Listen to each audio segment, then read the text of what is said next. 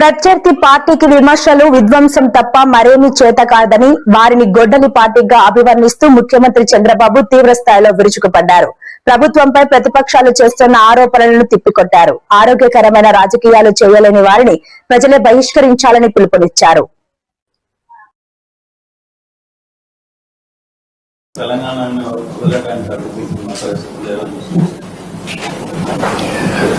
అంటే ఇది కూడా కరెక్ట్ కాదు. ఇప్పుడు నేను తమిళనాడులో పోయి క్యాంపెయిన్ చేయవచ్చా?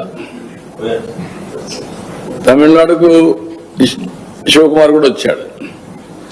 ఆల్ ఇండియా లీడర్సే కాకుండా అందరూ వచ్చారు.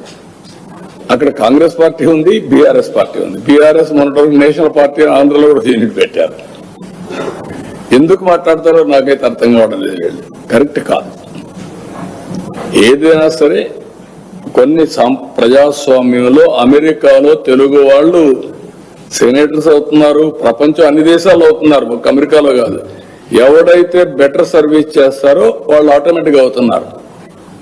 ఆస్ట్రేలియాలో అవుతున్నారు, యూరోప్ లో అవుతున్నారు, అక్కడుండే రాజ్యాంగ ప్రకారం లండన్ లో అవుతున్నారు. కాబట్టి ఇలాంటివి చేయడం కరెక్ట్ కాదు. అది మంచి విధానం కాదు.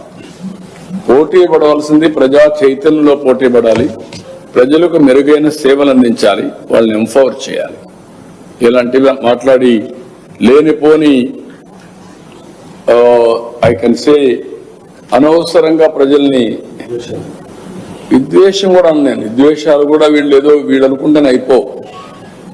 ప్రజలు ఇప్పుడు 12 ఏళ్ళు అయిపోయింది విభజన జరిగి, 2 రాష్ట్రాలు విడిపోయినాయి.